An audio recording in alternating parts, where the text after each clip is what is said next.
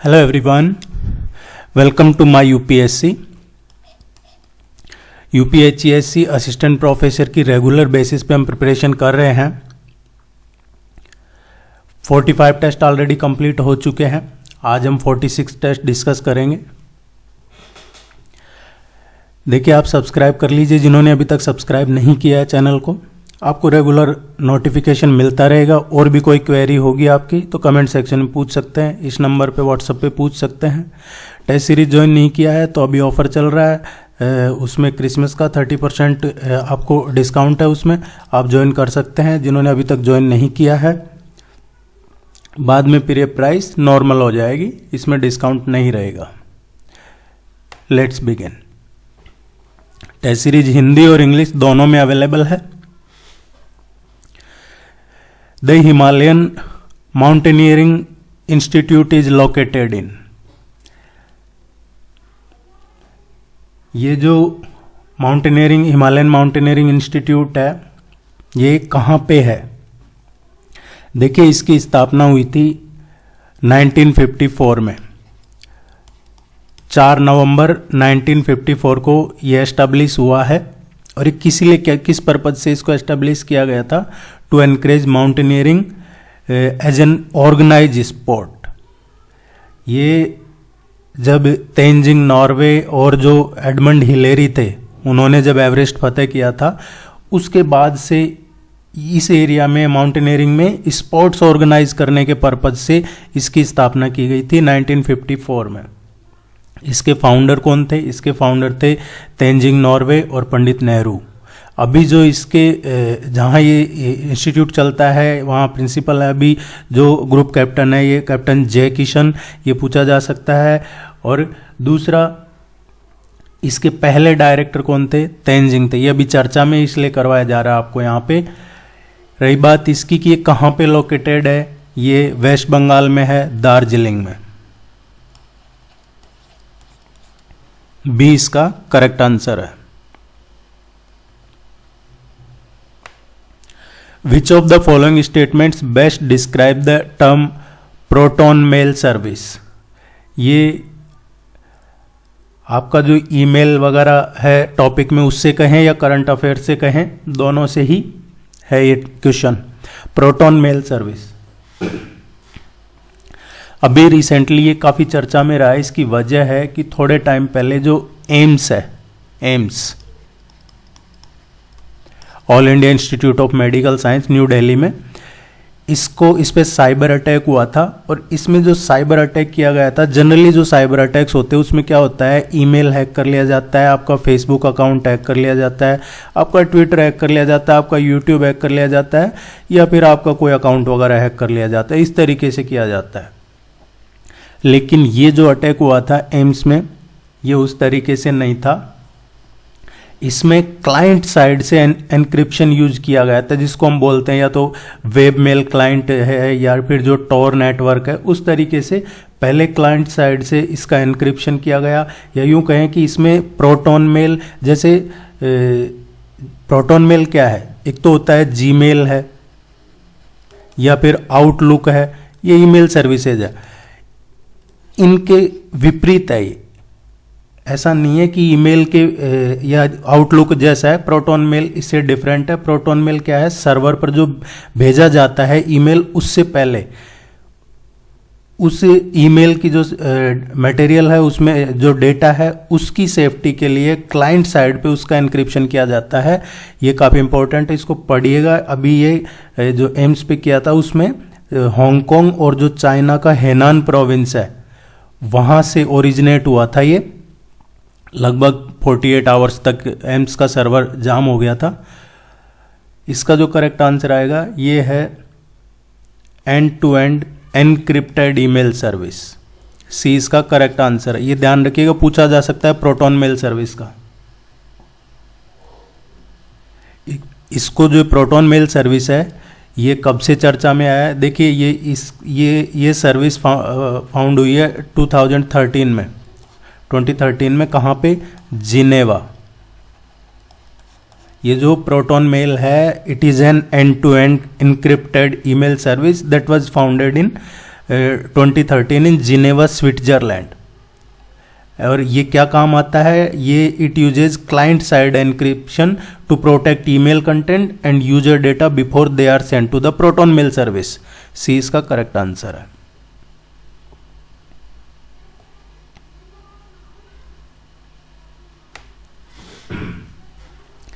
Salaries of supreme court जजेज are drawn from which of the following. देखिए generally क्या है, पिछले 2-3 साल से आप देख रहे होंगे, 2-3 ईयर से, कि जो भी CJI है, chief justice of India, 3 month 2 month 3 month 4 month इतने टाइम पे रिटायर हुए हैं। आप अपना पिछला है जो देखोगे पिछले 2-3 साल का, तो कोई मंथ 2 मंथ 3 मंथ 4 मंथ में रिटायर होते जा रहे हैं। अभी जो CJI है, ये जो DY चंद्रचूड़ है, जस्टिस DY चंद्रचूड़, इनका रिटायरमेंट है नवंबर 11 नवंबर को शायद ये 2024 में रिटायर हो रहे हैं, तो इनके पास लगभग 2 साल है। इसीलिए अब कुछ चीज़ों में सामने आ रही है, जैसे लॉ मिनिस्टर ने पब्लिकली कहा कि किस बारे में कहा, एक तो जो केस पेंडिंग है सुप्रीम कोर्ट में, और दूसरा कहा कि जो ये वैकेशन है, winter vacation, summer vacation, this vacation, that vacation, ये वैकेशन के बारे में कहा लॉ मिनिस्टर ने कि जजेज, और ये है भी शायद कोई PIL से या ऑन रिकॉर्ड अभी पार्लियामेंट में भी इसका जिक्र हुआ है कि अराउंड 200 डेज ही काम करते हैं ये लोग, जो जजेज हैं 180 से और 220 दिन के बीच में ही काम करते हैं। तो इसका मतलब तो शायद 20-25 घंटे ही काम करते हैं एक वीक में, जबकि नॉर्मल आदमी है जो डेली 8 से 10 और कई कई ड्यूटीज में तो 20-24 आवर ड्यूटी करते हैं लोग। सो उसके बाद में उसका रिएक्शन समझा जाए या उसको दूसरे तरीके से देखा जाए, जो CJI है उन्होंने भी एक मीटिंग में कहा है कि ये जो वैकेशन बेंच है, इस बार कोई वैकेशन बेंच नहीं होगी। जनरली क्या होता है, जब सुप्रीम कोर्ट वैकेशन पे रहता है, अभी जैसे वैकेशन चल रहा है कोर्ट में, तो कोई एक वैकेशन बेंच बना दी जाती है, छुट्टियों के लिए बेंच, और उसमें कोई इमरजेंसी केस या सीरियस केस देखे जाते हैं। लेकिन इस बार वो भी नहीं बनाई गई है, और लगभग करोड़ों केस पेंडिंग है। आप 200 दिन 365 दिन में से ही काम कर रहे हैं, तो इसीलिए ये चल रहा है कि एक तो फिर जो अपोजिशन पार्टीज, उन्होंने अभी पार्लियामेंट में कहा है कि भाई आप इनको भत्ते दे रहे हैं, जो रिटायर हो गए हैं उनको आप अलाउंसेज वगैरह दे रहे हैं, वो किस लिए दे रहे हैं, वो तो रिटायर हो चुके हैं, रिटायरमेंट के बाद तो पेंशन मिलता है। तो उस पर भी काफ़ी अभी डिस्कस हुआ है पार्लियामेंट में। गवर्नमेंट हो सकता है इस और गवर्नमेंट का मूव हो कि ये इतना वैकेशन नहीं होना चाहिए, और ये भी है भी कि कहाँ, क्या ये कहीं कॉन्स्टिट्यूशन में मेंशन है कि जजेज वैकेशन मनाएंगे। तो देखिए इस बारे में चल रहा है, तो यहाँ से एक क्वेश्चन पूछा जा सकता है, आर्टिकल पूछे जा सकते हैं आपसे, किस आर्टिकल में सुप्रीम कोर्ट से रिलेटेड, टाइम पे हम टेस्ट में करवा रहे हैं। इस क्वेश्चन को देखते हैं। जो सैलरीज है, एक होता है कॉन्टीजेंसी फंड, एक होता है consolidated fund of India. Consolidated fund of India क्या होता है, ये मोस्ट इंपॉर्टेंट है, जिसमें जितने भी गवर्नमेंट के अकाउंट्स हैं वो होते हैं। रेवेन्यू रिसीव होता है गवर्नमेंट का, और जो एक्सपेंसेज हैं गवर्नमेंट के वो इसी में होते हैं, कंसोलिडेटेड फंड में। जबकि जो कॉन्टीजेंसी फंड है वो 2005 में बनाया गया है, कॉन्टीजेंसी फंड ऑफ इंडिया, वो एज ए प्रेसिडेंट के नेम से जो फाइनेंस सेक्रेटरी है वो उसको डील करते हैं। पहले इसमें कॉन्टीजेंसी फंड में 50 करोड़ का बजट था, बढ़ाकर बाद में 2000 इसको 500 करोड़ कर दिया है। बाकी इनकी जो सैलरी है सुप्रीम कोर्ट वगैरह के जजेज, इनकी कंसोलिडेटेड फंड ऑफ इंडिया से ही होती है। और ये जो कंसोलिडेटेड फंड ऑफ इंडिया है ये किस आर्टिकल में बना है, ये बना है आर्टिकल 266, ये ध्यान रखिएगा।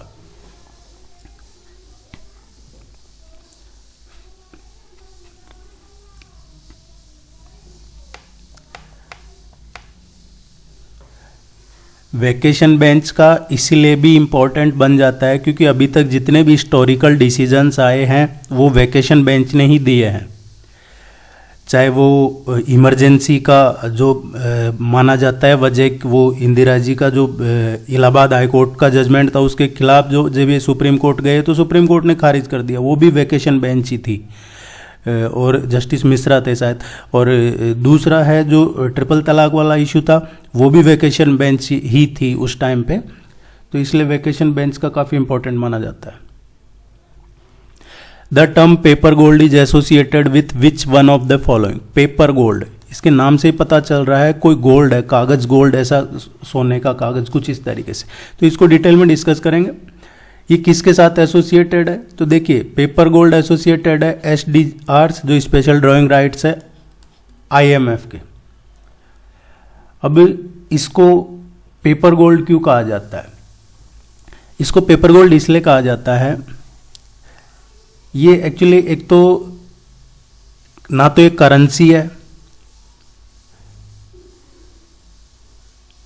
SDR की बात कर रहे हैं, ये जो पेपर गोल्ड है ये SDR से एसोसिएटेड है। SDR के स्पेशल ड्राइंग राइट्स ना तो एक करेंसी है और ना ये कोई IMF पे क्लेम है, ये एक पोटेंशियल क्लेम है जो फ्रीली यूजेबल है। जो IMF के मेंबर कंट्रीज हैं, जो देश IMF के मेंबर है, सदस्य देश हैं, वो फ्रीली इस करेंसी को एज ए करेंसी ये पेपर गोल्ड है, जैसे इलेक्शन बॉन्ड हो गया या कोई बॉन्ड, इस तरीके से IMF ये पेपर गोल्ड देता है। और जो IMF का मेंबर कंट्री है वो इसको पोटेंशियल क्लेम कर सकता है फ्रीली कहीं यूज करने के लिए। रही बात पेपर गोल्ड की, इसको पेपर गोल्ड इसलिए बोला जाता है कि जब इसका क्रिएशन हुआ था तब उस टाइम पे, क्रिएशन के टाइम पे इसको एज ए एसेट देखा गया था। एसेट मीन्स जैसे गोल्ड होता है, वो क्या होता है कि उसको रिजर्व माना जाता है कि ये एक असेट है, तो इसको भी as a supplement gold reserve या अदर करेंसीज देखा गया था, इसीलिए इसका नाम जो SDR है पेपर गोल्ड रखा गया था। सी इसका करेक्ट आंसर है। ये तीनों टर्म देखिए, ऐसा नहीं है कि क्वेश्चन यही आएगा, क्वेश्चन तो इंपॉर्टेंट होता है, लेकिन जो मैं करवाता हूँ उसमें क्वेश्चन के साथ टॉपिक भी इंपॉर्टेंट होता है। आप दोनों पे ध्यान दीजिए। जिन्होंने टेस्ट सीरीज ज्वाइन कर रखा है, आपको जो आप ऐसा नहीं करें कि क्वेश्चन पढ़ के उसका आंसर क्या है वो बस वहीं तक हो, क्वेश्चन के बाद जो डिटेल में उसका डिस्क्रिप्शन दिया जाता है आपको, उसको भी पढ़ें। यहाँ से पेपर गोल्ड, SDR, IMF तीनों पूछे जा सकते हैं, आपको किसी भी वे में पूछा जा सकता है, तो आप क्वेश्चन को सही कर देंगे। आप डिटेल में जो डिस्क्रिप्शन मिलता है आपको वो जरूर पढ़ें। Which of the following is the sequence of different level of teaching. Different of level of teaching, इसका सीक्वेंस क्या है? देखिए 3 लेवल है, there is 3 levels of teaching, memory level, then understanding level and reflective level. Memory level क्या है? Memory level होता है, इसका जो करेक्ट आंसर देखते हैं, memory level, understanding level and reflective level. Memory level क्या है? मेमोरी लेवल होता है थॉटलेस टीचिंग। अंडरस्टैंडिंग लेवल क्या होता है? Thoughtful teaching. रिफ्लेक्टिव लेवल होता है अपर थॉटफुल टीचिंग। ए इसका करेक्ट आंसर है। वैसे तो ये आपके रिसर्च और UGC नेट वगैरह जो क्लियर करके आए, आप लोगों को अच्छे से आता है। Venu Bappu observatory, Venu Bappu observatory recently seen in news is located in. देखिए पहले तो हम ये चर्चा ये कर लेते हैं क्लियर कि ये क्वेश्चन क्यों करवाया जा रहा है आपको।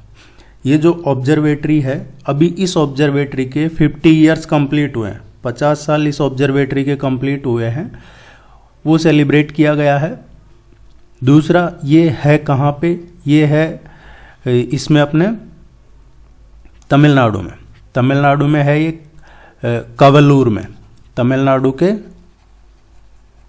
कवलूर में है ये 40 इंच का टेलीस्कोप है, एक्चुअली एक 40 इंच टेलीस्कोप।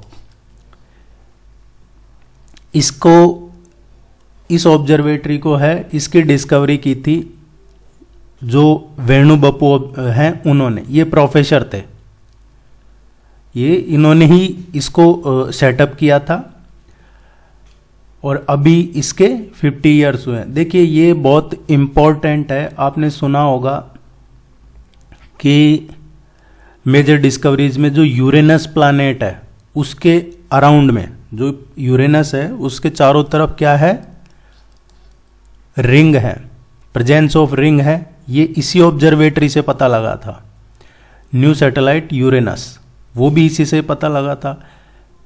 और जो गैनीमेड है, सैटेलाइट ऑफ जुपिटर है, जिसके चारों तरफ एटमॉस्फेयर में क्या प्रेजेंस है, वो भी इसी टेलीस्कोप से पता लगा था।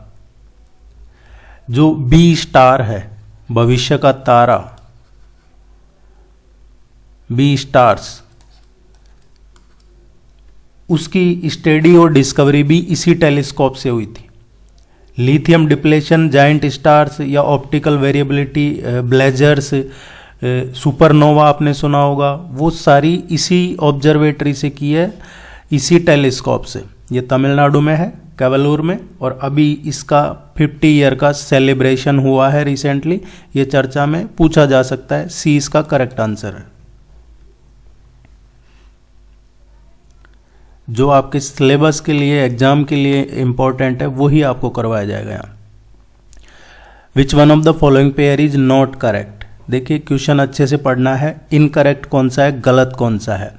जिन्होंने टेस्ट सीरीज ज्वाइन कर रखी है या फिर जो शुरू से देख रहे हैं यहाँ पे, या जिन्होंने जो जनरल स्टडीज़ के आपको ज्योग्राफी, हिस्ट्री, पॉलिटी, इकोनॉमी इनके करवाए हैं, करंट अफेयर्स के जो लेक्चर, वो भी जिन्होंने कर लिए, तो मैं ये मान के चलता हूँ कि इस क्वेश्चन का आंसर आपका गलत नहीं होना चाहिए।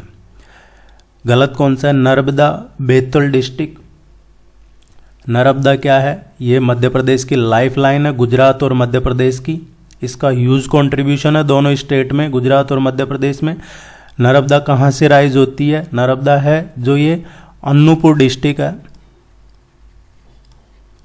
अनूपपुर डिस्ट्रिक्ट कहाँ पे है, मध्य प्रदेश में, यहाँ से राइज होती है। और यहाँ पे क्या है अनूपपुर डिस्ट्रिक्ट में, यहाँ है अमरकंटक प्लेट्यू। जो अमरकंटक प्लेट्यू है वहाँ से ये ओरिजिनेट होती है। सो बैतूल डिस्ट्रिक्ट से नहीं होती है। Betul district is known for Tapi river. जो तापी रिवर है ये मुल्ताई के पास से राइज होती है। मुल्ताई जो मध्य प्रदेश में बैतूल डिस्ट्रिक्ट के पास है वहाँ से, तो ये गलत है। कृष्णा रिवर, महाबलेश्वर, ये सही है।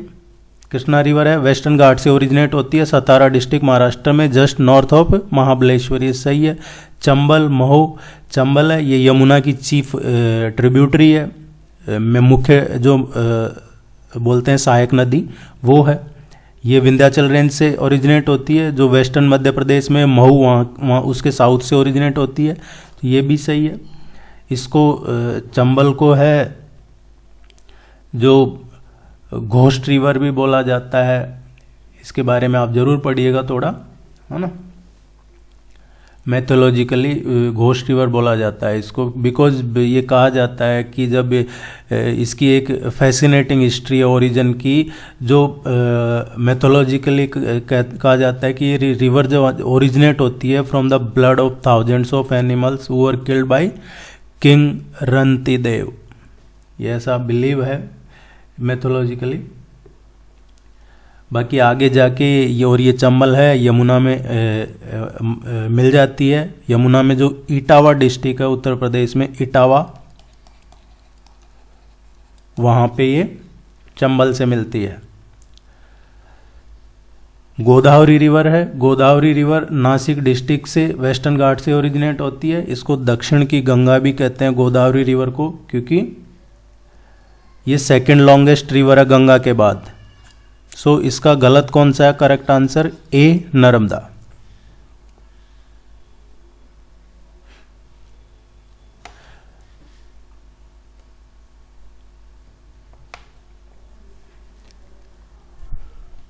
The main proponent of the cognitive theory of teaching is. आप लोग क्या करते हैं, कई बार क्वेश्चन को सीधा गूगल में डाल देते हैं और उसके बाद आपको जो ऊपर ऊपर मिलता है आंसर, आपको लगता है वही सबसे सही आंसर है। ऐसा नहीं करें। और फिर उसके बाद आप फ़ोन करते हैं, मैसेज करते हैं कि नहीं आप गलत आंसर बता दिया, ऐसा हम तो भरोसा करें, ऐसा नहीं होता है। मैं क्रॉस चेक करके ही करवाता हूँ। 99.9% तो सही होते हैं। कभी कोई हो जाए, अभी तक तो एक क्वेश्चन मिला है अभी तक के टेस्ट में, बाकी ऐसा होता नहीं है जनरली। तो आप ये क्वेश्चन को मैं इसलिए बता रहा हूँ कि आप में से जब बहुत सारे लोग इसको गूगल करेंगे तो आंसर और भी मिल सकता है, लेकिन इसका करेक्ट आंसर यही है। द मेन, देखिए गूगल में सबसे ऊपर रैंक वो करता है जो पैसे देके एडवर्टाइजमेंट करवाता है अपना, या फिर लोग जिसको बहुत ज़्यादा लाइक करते हैं। दो ही चीज़ें होती हैं, या तो वो प्रमोशन करवा रहा है इसलिए उसका ऊपर आ रहा है, या फिर वो लोग उसको लाइक कर रहे हैं। The main proponent of the cognitive theory of teaching is. Cognitive theory क्या है, ये लर्निंग थ्योरी है। Psychology that attempts to explain human behavior by understanding the thought process implications for teaching. So इसमें क्या है, इसका जो दो चीजें हैं, cognitive theory of learning and cognitive theory of teaching. जो कॉग्निटिव थ्योरी ऑफ टीचिंग है वो कॉग्निटिव थ्योरी ऑफ लर्निंग के प्रिंसिपल पे बेस है. कॉग्निटिव थ्योरी ऑफ लर्निंग किसका है? जीन पियाजे.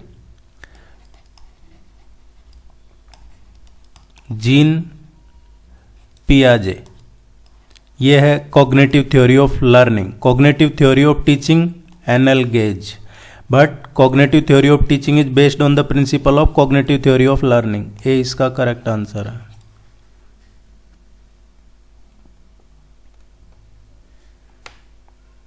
ये एक साइकोलॉजिस्ट था, स्विस साइकोलॉजिस्ट.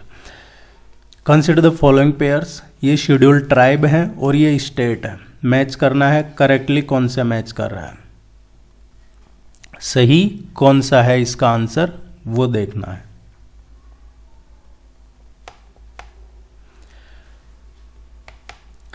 हट्टी तेलंगाना, भिंजिया छत्तीसगढ़, नारिकरो कोरावन तमिलनाडु, बेट्टाकुरुवा कर्नाटका. देखिए ये जितनी भी ट्राइब्स है, शेड्यूल ट्राइब्स, ये इसलिए करवाई जा रही हैं क्योंकि अभी रिसेंटली ये जो कम्युनिटीज़ हैं जितनी भी आपको करवाई है, इसमें आप चाहे तो एक गोंडा और ऐड कर सकते हैं, गोंडा उत्तर प्रदेश का. ये सभी अभी रिसेंटली एसटी लिस्ट में ऐड किया गवर्नमेंट ने. जो शेड्यूल ट्राइब लिस्ट है उसमें ये कम्युनिटीज़, ये कास्ट और ऐड कर दी गई है. न्यूली एडेड कम्युनिटीज़ कास्ट ये हैं शेड्यूल ट्राइब में जो अभी नई ऐड हुई है. ये क्वेश्चन 100% आ सकता है, इसको किसी भी वे में पूछा जा सकता है. इससे रिलेटेड कौन सा शेड्यूल है? ये हट्टी है, ये हिमाचल प्रदेश की है, तेलंगाना की नहीं है.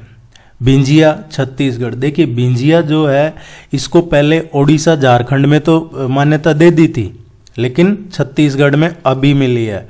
नारिकोरावन तमिलनाडु ये सही है. बेट्टाकुरुवा कर्नाटका ये भी करेक्ट है. सो सेकंड, थर्ड, फोर्थ, सी इसका करेक्ट आंसर है. इनके बारे में जरूर पढ़िएगा आप, अदरवाइज आपको नोट्स मिल जाएंगे.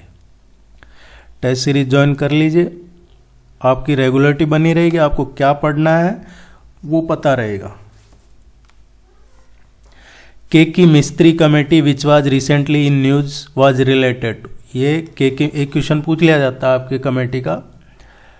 सो अभी ये पहले HDFC से जुड़े रहे हैं के मिस्त्री. इनके अभी अध्यक्ष ये हेड किया है इन्होंने इस कमेटी को. जो कमेटी किसने बनाई है? ये कमेटी बनाई है सेबी ने. सेबी ने ये कमेटी बनाई है.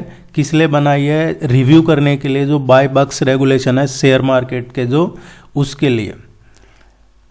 Review the share buy back regulation. C इसका करेक्ट आंसर है.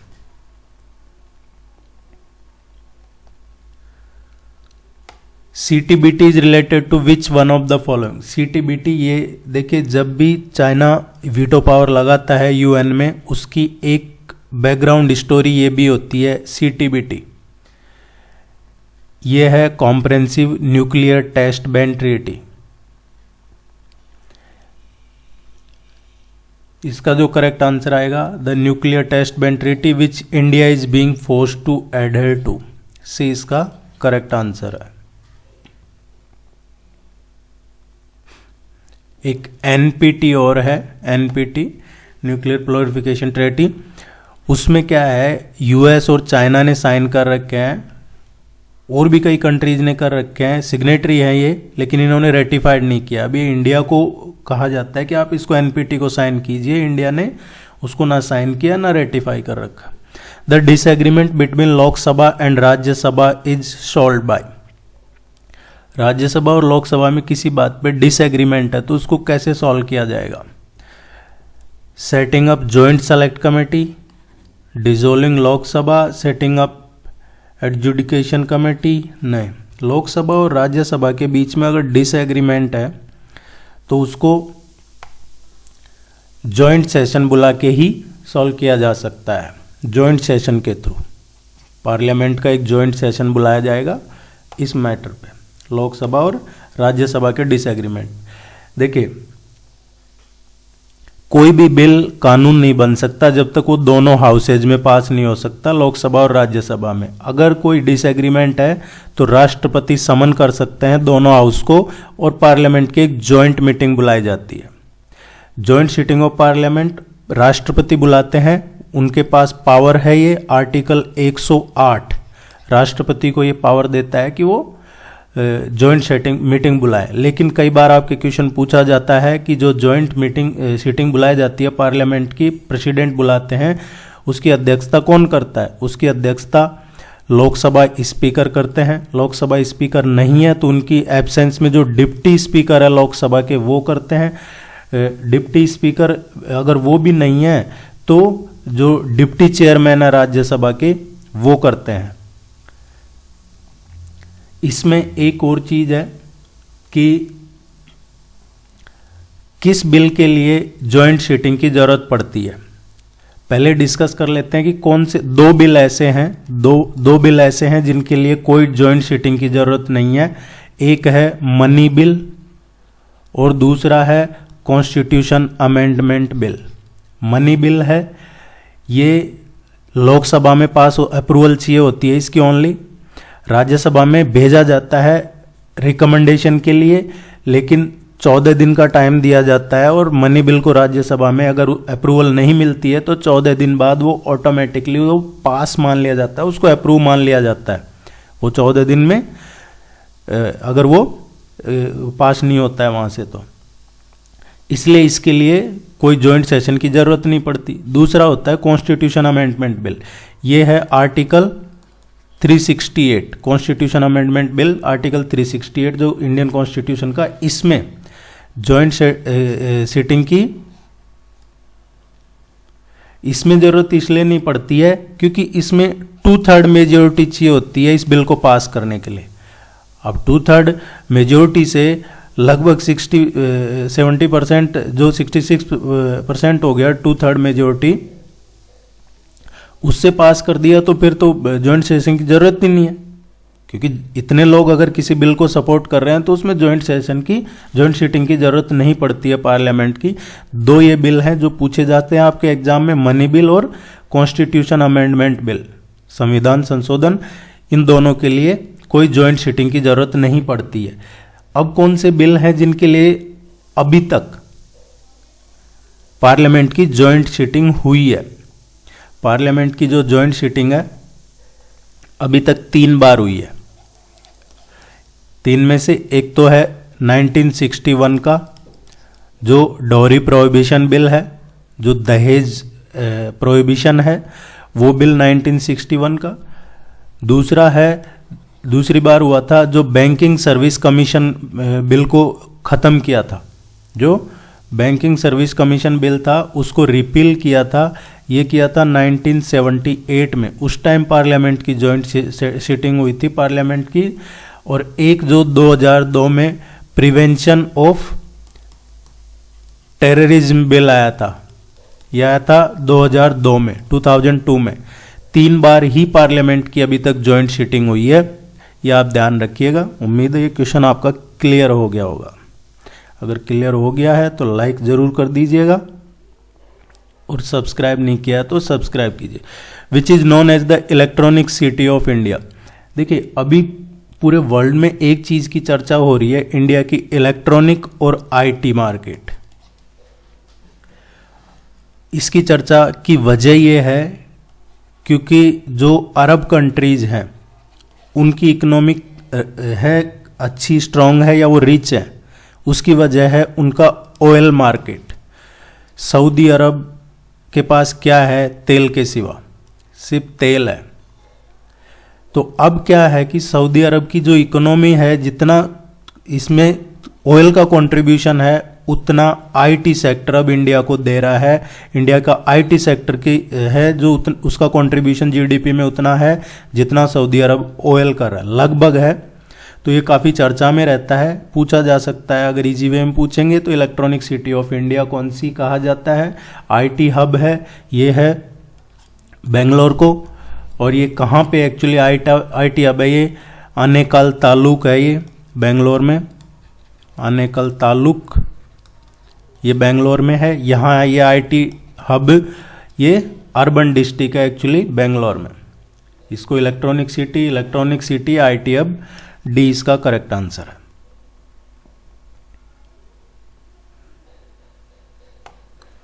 The preamble of the constitution was amended bye, जो प्रस्तावना है संविधान का प्रियम्बल, ये कब अमेंड किया? ये 42nd अमेंडमेंट एक्ट जो हुआ है 1976 में, उसमें इसको अमेंड किया है।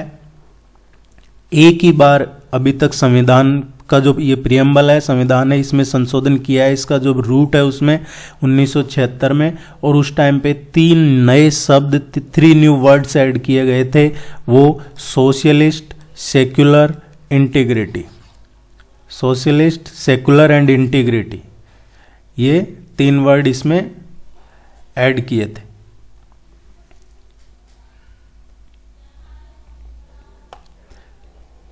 The concept of NNP, which is one of the indicators of economic health of nation, NNP is equal to, देखिए जिन्होंने हिस्ट्री, पॉलिटी, ज्योग्राफी, इकोनॉमी के लेक्चर नहीं देखे हैं, वीडियो जब देख लीजिए, आपको चैनल पे मिल जाएंगे। वो चैनल के नेम पे क्लिक कीजिए, प्लेलिस्ट में जाइए, यूपीएचईएससी देखिए, उसमें सारे अवेलेबल हैं।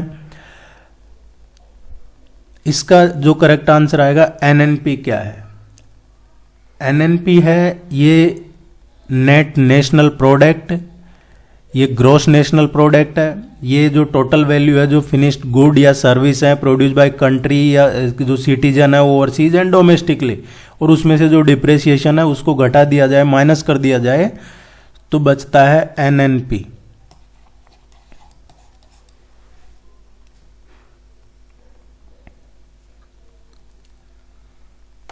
Which one of the following type of coal contains a higher percentage of carbon than the rest? ये जो कोयले दे रखे हैं, कोयले की टाइप, इनमें सबसे ज्यादा हायर कार्बन किस में है? देखिए, कोयला जो सबसे ज्यादा कार्बन होता है वो होता है एंथ्रेसाइट में। एंथ्रेसाइट में सबसे ज्यादा कार्बन होता है, अराउंड 86% कार्बन होता है एंथ्रेसाइट में। ये इसकी हाईएस्ट क्वालिटी है कोयले की।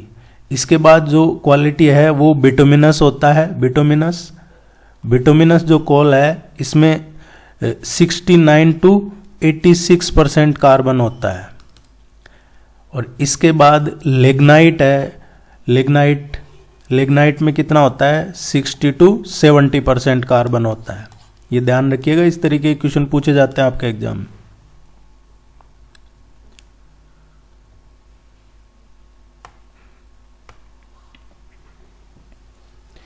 जिन्होंने टेस्ट सीरीज ज्वाइन कर रखी है आपको ये मिल जाएंगे, ये पीडीएफ, इसका लिंक सब टाइमली मिल जाएगा। और जिन्होंने व्हाट्सअप वगैरह पे ले रहे हैं अभी तक, देखिए आप अगर यहाँ देख रहे हैं 46 टेस्ट है, तो 45 तक जिनको नहीं मिला है अभी तक, आप अपना ईमेल चेक कीजिए।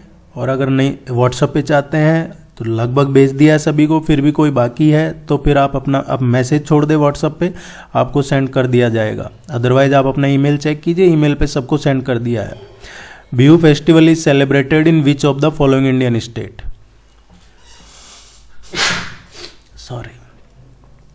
जो बिहू फेस्टिवल है ये एंशियंट टाइम से, प्राचीन काल से ही असम में मनाया जा रहा है।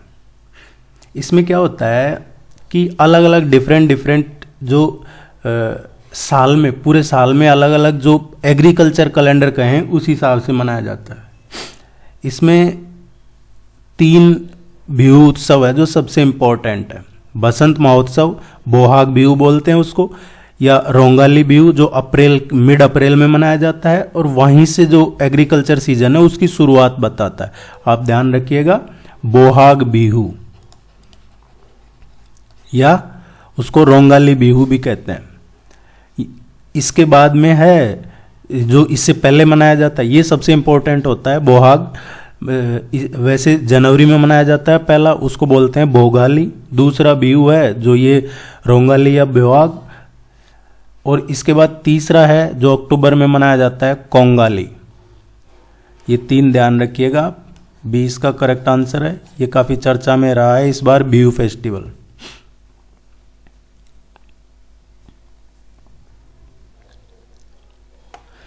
इन a landmark judgement the Allahabad high court ruled that. देखिए अभी कुछ चीज़ों की चर्चा हो रही है, कुछ केसेस भी सुप्रीम कोर्ट में गए हैं इससे रिलेटेड, इसलिए क्वेश्चन पूछा जा सकता है। इसका जो करेक्ट आंसर आएगा, pension is the fundamental right of the government employees. और इसकी वजह है, आजकल जहां भी सुनेंगे आप नाम, एक नाम सुनेंगे ओल्ड पेंशन स्कीम ओपीएस, तो इससे रिलेटेड क्वेश्चन पूछा जा सकता है।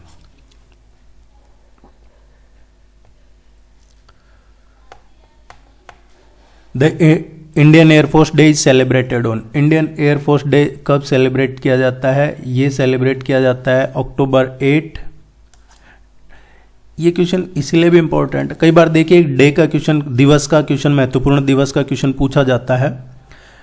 ये इस बार इंपॉर्टेंट इसलिए है, एक तो जो इंडियन एयरफोर्स है उसके लिए एक नया वेपन सिस्टम ब्रांच क्रिएट किया है, वेपन सिस्टम ब्रांच नया क्रिएट किया है और इसको अप्रूव भी मिल चुका है गवर्नमेंट की तरफ से। अब आईएएफ में एक वेपन सिस्टम ब्रांच होगा और ये जितनी भी एयर फोर्सेज हैं उन सब का एक रूफ के नीचे वेपन सिस्टम होगा, कोऑर्डिनेशन बना रहेगा, इसीलिए इंपॉर्टेंट है। दूसरी क्या वजह है इंडियन एयरफोर्स डे इस बार क्यों इंपॉर्टेंट है? क्योंकि अब जो फोर्सेज हैं उनके लिए और आईएएफ ने अनवेल किया है new combat uniform, new combat इनका नया यूनिफॉर्म, उसकी वजह से भी ये चर्चा में है। और तीसरा, अभी इसका 90th एयरफोर्स डे मनाया गया है, तो ये काफी इंपॉर्टेंट हो जाता है। डी इसका करेक्ट आंसर है। ये चंडीगढ़ में मनाया था, अभी इसका जो नया मनाया है, जनरली दिल्ली में मनाते थे, इस बार चंडीगढ़ में मनाया। Which is the highest share of electric power generation in India. ये क्वेश्चन घुमा फिरा के पिछली बार भी पूछा था, इसी तरीके का क्वेश्चन घुमा फिरा के उससे पहले भी पूछा था। इससे रिलेटेड 2-3 क्वेश्चन ऑलरेडी कंप्लीट भी करवा चुके हैं, आगे भी इसको और डिफरेंट तरीके से करवाएंगे। Highest share electric power generation of India का इनमें से किस में है? तो देखिए सबसे ज़्यादा है जो बिजली पैदा होती है वो होती है थर्मल पावर प्लांट से, थर्मल पावर प्लांट से होती है, लगभग 60% के अराउंड थर्मल पावर से होती है। और उसमें भी जो कोल है उसमें लगभग शायद 80% कोयले का कंट्रीब्यूशन है थर्मल पावर प्लांट में भी। ए इसका करेक्ट आंसर। उसके बाद हाइड्रो आता है। आप रिन्यूएबल एनर्जी का जरूर पढ़िएगा, अब रिन्यूएबल के ही क्वेश्चन पूछे जाते हैं, वैसे तो कई क्वेश्चन करवा दिए हैं और भी करवा देंगे। BIFR स्टैंड्स फॉर, BIFR क्या है? ये है board of industrial and financial reconstruction.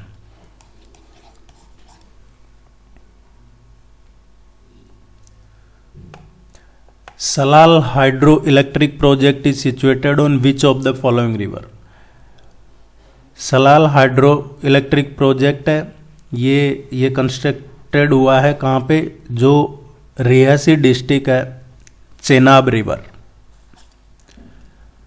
इसकी कैपेसिटी है टोटल 690 मेगावाट और ये कवर करता है, इसे कौन कौन से जो स्टेट्स हैं उनको बेनिफिट मिलता है। सलाल डैम कहें या सलाल हाइड्रो इलेक्ट्रिक प्रोजेक्ट, इससे एक जल विद्युत परियोजना है जम्मू कश्मीर में चेनाब नदी पे, और इसके बारे में सोचा गया था 1920 में, फिर इसमें स्टडी किया 1961 में और इसका निर्माण हुआ 1970 में। 50 साल में इसका काम पूरा हुआ। ये वही कहानी है जैसे नर्मदा डैम की है। सी इसका करेक्ट आंसर है। इससे जो स्टेट्स को बेनिफिट मिलता है वो है यूपी, जम्मू कश्मीर, पंजाब, हरियाणा, दिल्ली, हिमाचल प्रदेश, चंडीगढ़, राजस्थान, इन जगहों को, इन राज्यों को इसका बेनिफिट मिलता है। C correct answer. चर्चा में है ये अभी।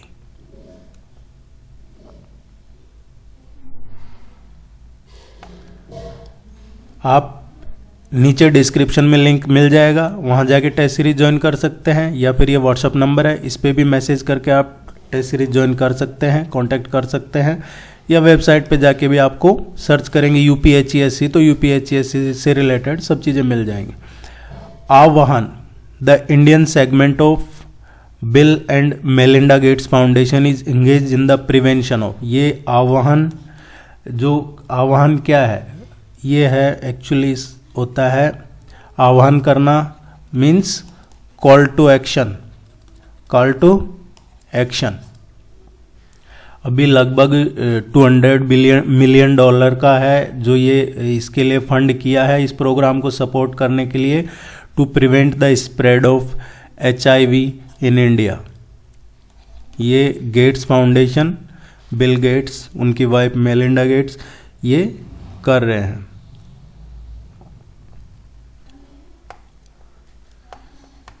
ब्लू ड्वार्फ है ये यंगेस्ट स्टार यूनिवर्स के।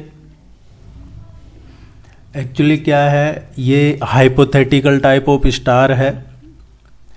ये exit they actually that do not exist at the present time because the universe is far too young to red dwarf to turn into them।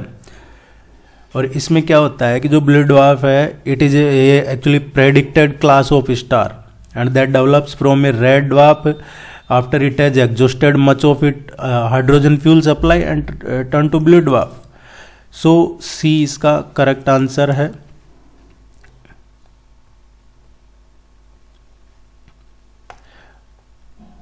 Which are the two stars which appear as morning stars in the eastern sky and evening stars in the western sky? उम्मीद है यह आपको आता होगा इसका answer.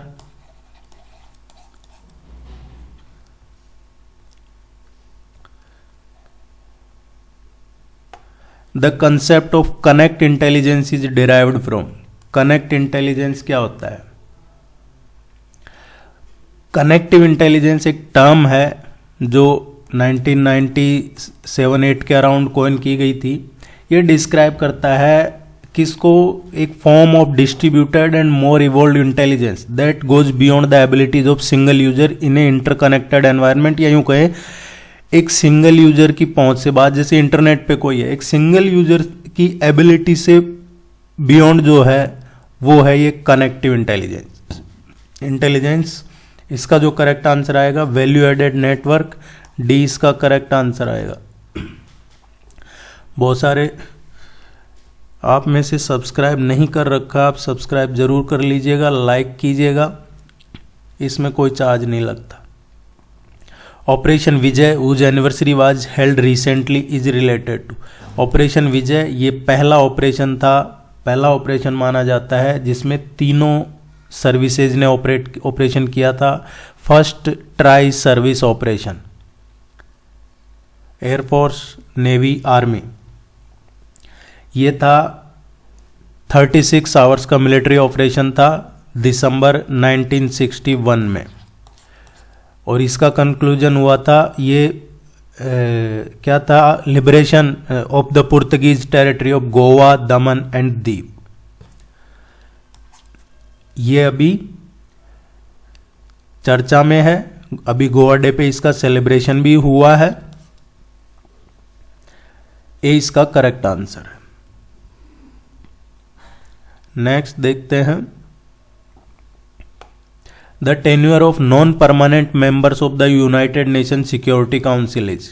Non permanent members हैं, देखिए India अभी प्रेसिडेंट है, यूनाइटेड नेशन की जो सिक्योरिटी काउंसिल है उसका अध्यक्ष बना है दिसंबर 2022 के लिए भारत। ये रोटेशन बेस होता है। इससे पहले 2021 में भी भारत अध्यक्ष था, उस टाइम पे कुछ चीज़ें करवा ली थी, अब कुछ चीज़ें हो सकता है इस महीने में हो जाएं। और अब तो जो जनरल सेक्रेटरी यूएन के एंटोनियो गुटेरेस, उन्होंने भी कहा है कि एक्सपेंशन की गुंजाइश है, पॉसिबिलिटी है कि यूएन का एक्सपेंशन किया जाए। और उसकी वजह है, जब यूएन बना था इसमें 1950s में, 45 में इसकी स्थापना हुई थी, तो अराउंड 50 देश थे उस टाइम जब ये बना था। आज 193 के अराउंड इसके मेंबर कंट्रीज है। इट मीन्स 50 से 193 हुए। लेकिन जो परमानेंट मेंबर हैं जिनके पास वीटो पावर है वो अभी भी 5 ही है। इंडिया कह रहा है कि भैया इसमें ऐड कीजिए। तो अब देखते हैं आगे क्या होता है। चाइना इसमें ऑब्जेक्शन कर रहा है, बाकी तो किसी को ऑब्जेक्शन नहीं है। इसमें इंडिया अभी प्रेसिडेंट है। इसमें ऐड होते रहते हैं देश, 10 नॉन परमानेंट मेंबर होते हैं और ये 5 हमेशा परमानेंट रहते हैं। ये 10 रोटेट होते रहते हैं। इनका जो टाइम पीरियड होता है वो 2 साल के लिए होता है। जो चाइना, फ्रांस, रशिया और यूके, यूएस ये परमानेंट मेंबर है। The Tal Chhapar black buck sanctuary that was recently seen in news is located in. देखिए चर्चा में इसलिए है कि जो गवर्नमेंट है उसने इसको साइज का जो इकोनॉमिक सेंसिटिव जोन है ये, इसकी साइज को रिड्यूस करने का प्रपोजल दिया। लेकिन जो WWF है उसने कहा कि भाई इसका साइज जो इको सेंसिटिव जोन है इसकी साइज क्यों रिड्यूस कर रहे हो, हम आपको फंड करेंगे, इसका साइज मत रिड्यूस कीजिए। और जो world wild life fund for nature है WWF, ये इसको अभी फंड करेगा, ये इसको सेटअप करेगा यहाँ पे कंजर्वेशन के लिए। ब्लैक बक ये काले हिरण का है, जो आपने, ये वही एरिया है जो आपने सुना होगा, वो सलमान वगैरह का कुछ केस हुआ था, सलमान खान का, इनका बीकानेर जोधपुर वाला एरिया है, ये है राजस्थान में। और जो एक्चुअल ताल छापर है ये चूरू डिस्ट्रिक्ट में है राजस्थान में। अभी राजस्थान गवर्नमेंट ने इसका जो प्रोटेक्टिव कवर है उसको, इको सेंसिटिव जोन का है, उसको रिड्यूस करने का था किया, लेकिन WWF ने मना किया कि भाई हम इसको प्रोटेक्ट कर देंगे, आप इसका एरिया कम मत कीजिए।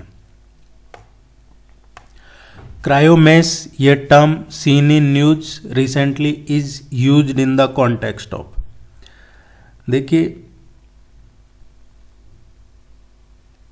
ये क्वेश्चन आपसे पूछा जा सकता है क्रायोमैस किससे रिलेटेड है। आपको कोई सबमरीन दे दिया जाएगा, न्यूक्लियर टेस्ट दे दिया जाएगा, या फिर कोविड से रिलेटेड दे दिया जाएगा, और लास्ट में दे दिया जाएगा आपको कोरल रीफ। अभी रिसेंटली क्या है, क्रायोमैस ये एक टेक्नोलॉजी है, ये आपके दिमाग में बिठा लीजिए आप इसको, क्रायोमैस टेक्नोलॉजी।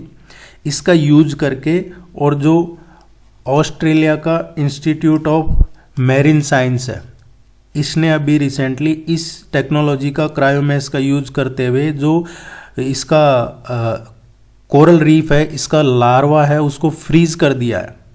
और फ्रीज इसलिए किया है कि अगर बाद में, अभी तो एनवायरनमेंट नहीं है इसके कोरल रीफ के सूटेबल और ये खत्म होती जा रही है, लेकिन अब इसका लार्वा फ्रीज कर दिया ताकि बाद में कभी इसके लिए सूटेबल एनवायरनमेंट हो तो वापस से इसको छोड़ा जा सके। और ये सक्सेसफुल किया है इन्होंने। देखिए ये एक क्या कहते हैं, शॉकिंग है, सरप्राइज है दुनिया के लिए। ये जो कोरल रीफ है ये एक समुद्र के नीचे जंगल है, आप ऐसे समझ लीजिए। और कितना बड़ा है ये जंगल, लगभग 2300, अराउंड 2300 किलोमीटर में फैला हुआ है ये जंगल। ईस्टर्न तट पे है, ऑस्ट्रेलिया का जो ईस्टर्न तट है उसमें है ये कोरल रीफ जंगल। और अभी इसके जो ये डेंजर में है, एक्सटिंक्ट लेवल पे पहुंच गया है, उसकी वजह है कि पिछले 5-6 सालों में यहाँ पे बड़ी बड़ी कई घटनाएं हुई है। और उनमें से जैसे ला नीना है, उसमें भी ब्लीचिंग हुई थी। ला नीना क्या करता है, ठंडा टेम्परेचर कर देता है। अल नीनो वार्म टेम्परेचर और ला नीनो ठंडा टेम्परेचर। सो इसकी वजह से अब ये इन्होंने किया है, इस टेक्नोलॉजी, क्रायोमैस टेक्नोलॉजी का यूज करके इसको फ्रीज कर लिया गया है।